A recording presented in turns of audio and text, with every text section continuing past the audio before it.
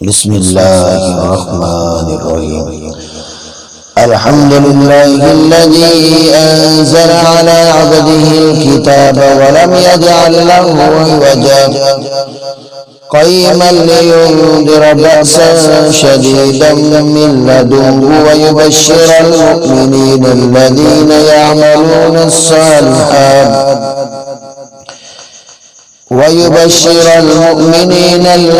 يعملون الصالحات أن لهم أجرا حسنا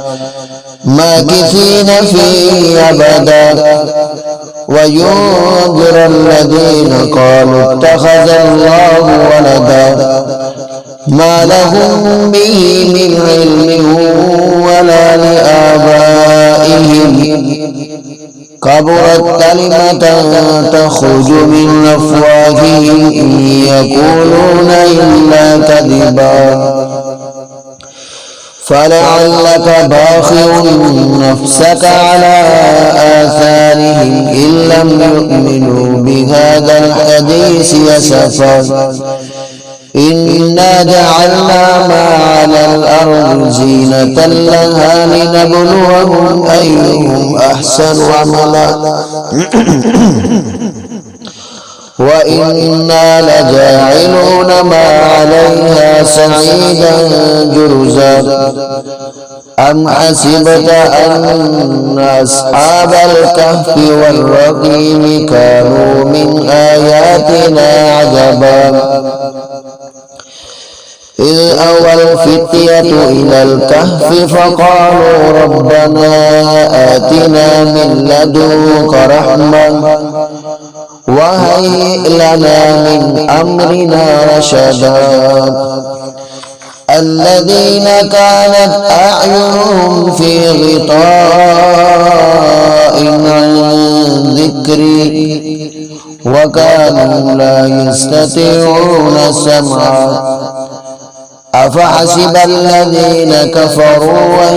يتخذوا عبادي من دوني أولياء إنا أعتدنا جهنم للكافرين نزلا قل هل أنبئكم بالأخسرين أعمالا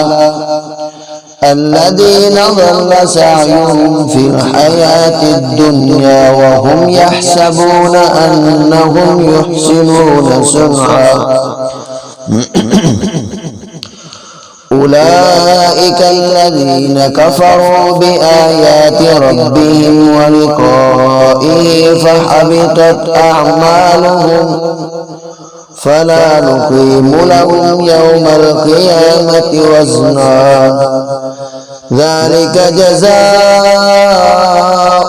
جهنم بما كفروا واتخذوا آياتي ورسلي هزوا إن الذين آمنوا وعملوا الصالحات كانت لهم جنات الفردوس نزلا خالدين فيها لا يبغون عنها حولا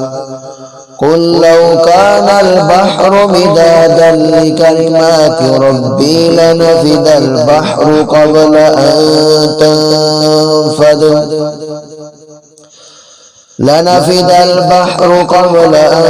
تنفد كلمات ربي ولو جئنا بمثله مددا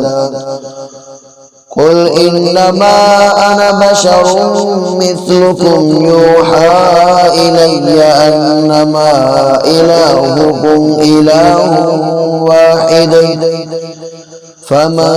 كان يرجو لقاء ربه فليعمل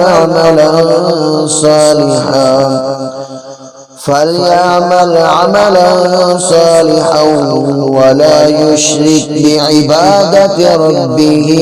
أحدا.